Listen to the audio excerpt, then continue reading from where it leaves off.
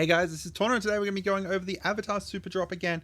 We're going to be talking about, all the different cards that are going to be coming out and whether I think that they are worth purchasing. I'm also going to be talking about some potential commanders that these cards are going to be. I think there are some really great looking cards here, and these are the kinds of things that I would have loved to have seen instead of the bonus sheet that we got. I think that this honestly would have been an absolutely stunning bonus sheet, some of these cards. To see them kind of used as a super drop, I understand why, but I'm a little bit disappointed.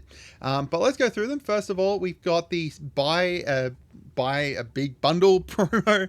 I was going to say buy a box promo, but it's not. So this one here is spend $199 and you will get this promo of a Path of Ancestry showing Appa and Momo and Aang returning back to the Air Temple.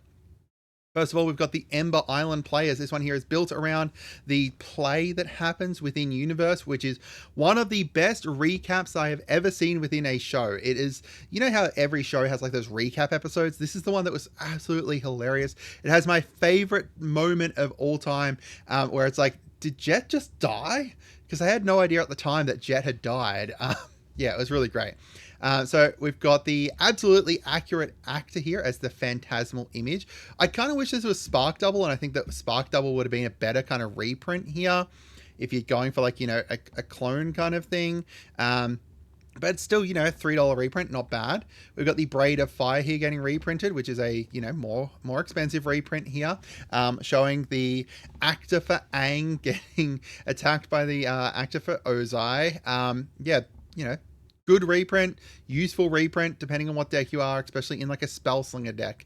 We've got the Cursed Mirror here showing off Zuko and Zuko's actor there. Not a great reprint, reprinted most recently within like the Commander decks from Doctor Who, I believe it was.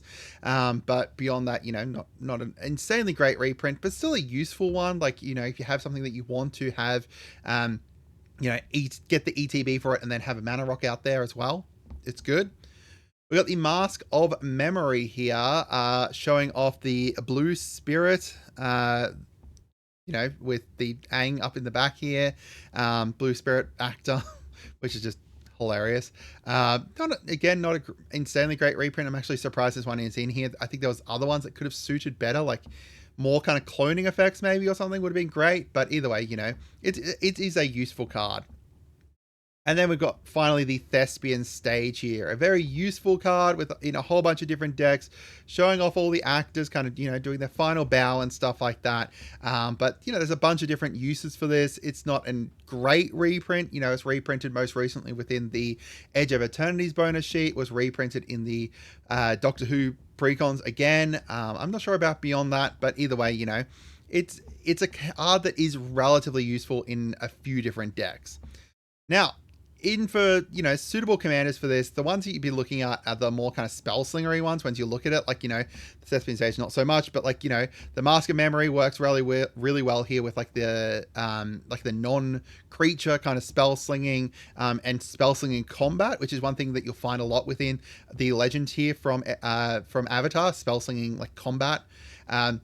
You've got like, Cursed Mirror works really well in Spellslinger stuff. The Braid of Fire here gets you some red mana at the start there, and then the Phantasmal Image to kind of copy stuff. So it works kind of really well with like, not so much Iroh, although Iroh will benefit from like the red mana, but like, Zuko and Mai works really well. Azula as well.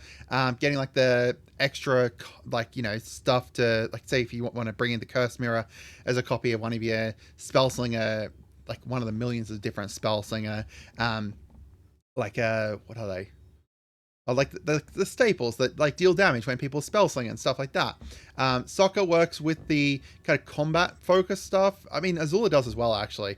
And then Aang kind of works with a whole bunch of these secret lairs. I put him on here because this one here works well with like, if you're doing the spell slinging in combat specifically, or wanting to make a copy of some allies or something like that, works well. But either way, he works well with a lot of these different secret lairs. Because that deck is so open-ended. You could have so many different paths you take with that deck. Next is one with the elements. We've got Preordain here. Not a very expensive card, a very useful one here. Scry 2, then draw a card.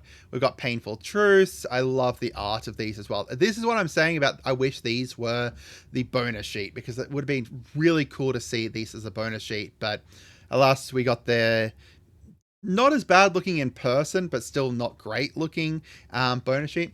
Painful Truth here is showing off Azula's kind of fall, essentially. We got the Past in Flames showing off Zuko and Zuko looking in the back with the Fire Nation and stuff. We've got Expressive Iteration, Force of Vigor, and then Silence. So, you can see throughout these are all very, again, Spellslinger focused ones. Very useful for like Spellslinger decks and everything. But so that kind of lends itself well to like the Iroh Grand Lotus. That's a Spellslinger deck, giving your instant and sorceries that flashback within the grave, and then flashback one if they're lessons. Unfortunately, no lessons here, but still, Sokka is working well with like the prowess being Spellslinger focused. You can do like equipments and stuff with him as well, but it's these kind of like little Spellslinger stuff, like Preordain works well with it. Silence is good to kind of stop someone with your final attack kind of thing. Even like Expressive Iteration helps you kind of get the cards that you want as well. And then, with, again, Aang works well with all of these cards if you want to use them all together. Now, if you guys are liking this content so far, make sure you subscribe. We're trying to hit 5,000. Well, we've gone way past that. We're going to hit 25,000 by the end of the year. We're like 1,800 or something like that away. I think it's like 70% of people who watch the channel aren't subscribed. So if you could subscribe, this is the best place to get as much content for Magic as you want. Like, we got daily content here. So if you want just stuff coming out every day, this is the way to be. We've got a lot to learn. This one here focusing on Aang as he's younger. So we've got, this one is an insane reprint. We've got Aang Ascendant Airbender here as Serra Ascendant. I assume this is meant to be just because, a monk and a monk kind of thing. It's not kind of like a great, like a thematic reprint so much as it is just a good reprint. As well as that, I guess as you have more life, you think about like the life less so as your life total, as more like having more life, like being a more lively kind of stuff. Aang insanely lively and has the flying and stuff, so it kind of works, I guess, like that. But either way, a really, really great reprint from that. We've got the Avatar Sanctuary here as Cryptolith Right, giving you the ability to tap all your creatures for mana, kind of showing the avatar kind of tapping into that avatar state to look back and learn the manas kind of thing. We've got the Hughes Reach here as Kadama's Reach, absolute staple in like every green deck ever for just being able to enable you to ramp up. And then Ponder with, Aang pondering his past lives, showing Kyoshi. Wow, my brain is blanking on the previous two, Roku, and I cannot remember the Water Spirit guy. Either way, like, looking at kind of like the top of your deck and kind of pondering and then drawing a card after that. All of these, again, Spellslinger-ish kind of stuff, but this time around I kind of looked more at like less so Spellslinger because, we don't necessarily need to have Spellslinging with these, but more so how they could benefit other decks, like, being enabling like, Aang at the Crossroads to be able to rearrange the top of your deck to be able to get a guaranteed trigger with him, right? To get that kind of guaranteed trigger there. The Kadama's Reach is just ramping green. The Cryptolith Right there is what I was thinking was like, the Katara, the new Katara with allies, the ally tokens. You're pumping out 1 million ally tokens with the current allies from the Avatar set. So, turning them all into mana dorks is great. And same with Aang and Katara. They just pump out 1 million allies as well, literally from their deck. All right. Everything changed. This one here is more focused around like the Fire Nation and everything. And again, I really wish that these were the bonus sheet, because this Blood Moon is just insane. Like, if there is one card from any of these that I want, it is this Blood Moon, because having Zhao, killing the Moon Spirit, and then, just completely turning the moon red is just, I love it so much. It's absolutely bonkers. It's great. And the art for this is amazing. Zhao, biting off way more than he can chew there. We've got the Torment of Hailfire here with the final battle between Ozai and Aang. Aang making the armor out of the earth to kind of protect himself from Ozai's increased power Fire Blast as well. And a really good reprint for that one as well. Like, that's not too bad reprints there. That's $30 together. We got Lightning Bolt, which is just, yeah, I don't even need to talk about Lightning Bolt as to why it's an incredibly thematic card and really great. but not a great kind of, you know, expensive reprint or anything. And then finally, Dramatic Entrance here, which is yeah, it's a crazy card. I understand why Boomy is the Dramatic Entrance, right? I understand why that. I do not understand why it is in this Secret Lair here that is around, you know, the everything changed stuff. I guess because, you know, of how much he's changed and stuff like that. But still, yeah, and the art is just unhinged there.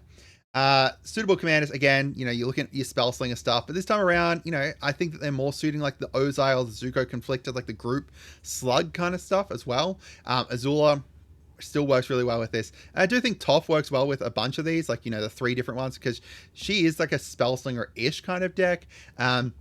And having, like, you know, the Dramatic Entrance to be able to cheat something in is nice. It's not a great card, but it's still, you know, a useful card with it. Lightning Bolt is just crazy great in a whole bunch of different decks. And then the Blood Moon here works well because you're probably going to have, like, a potential, like, land sub-theme with the Toph Hardened Teacher deck. So having that there is not bad, in my opinion, as, like, you know, a shutting down lands and utilizing your lands kind of stuff.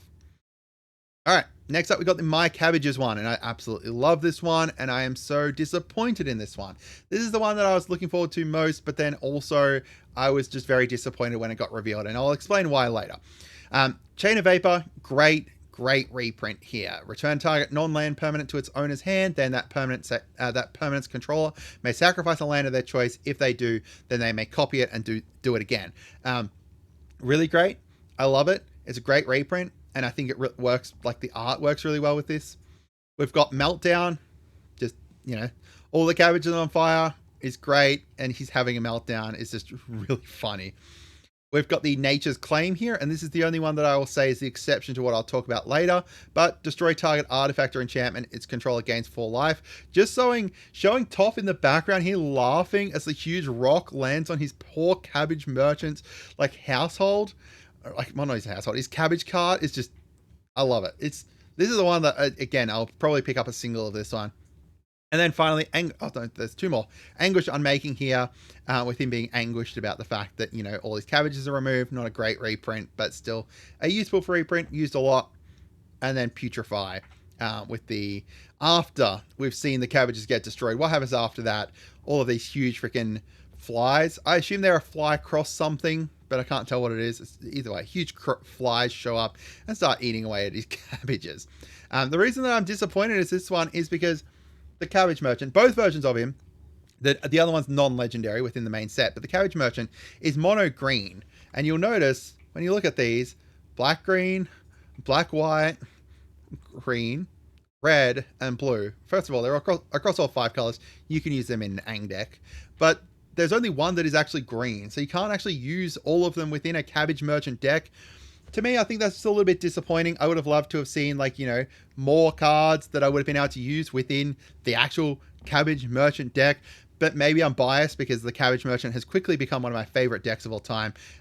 If you guys want me to make a video around that as well, let me know. So far, in the 3 games of that I have played, I have won all 3 games with my Helix Pinnacle, which probably sounds like an absolutely insane thing, but I can, you know, do a video on it. So the ones with the most value here are the Torment of Hailfire one within Everything Changed, and the A Lot to Learn with the Aang Ascendant Airbender. Now, there is not a lot of value throughout all of these reprints, right? Like, you know, most of them are not too much. But, you know, there's a couple that are not bad, like the Torment of Hailfire here, an incredibly useful card, especially in like an Ozai or Black Spellslinger deck. Not so much the Azula one unless you give it Flash, obviously. And then the other one that was really worth was that Aang Ascendant Airbender there. But overall, you know, there's not a crazy great amount of really great reprints within these. Out of them, if you're looking monetary wise, those 2 are the best. But personally, I think the art on all of them is amazing. Again, as I said, I wish that this was the bonus sheet, but alas, it isn't. But, you know, I think that they're great overall, and if you want to pick them up for the art and stuff like that, go ahead. These are just the ones that are monetarily wise closest to being worth it, and even then I don't think they're necessarily worth it. But let me know what you guys think. Are you going to try and get all of them or anything? I hope you guys had a wonderful day, and goodbye.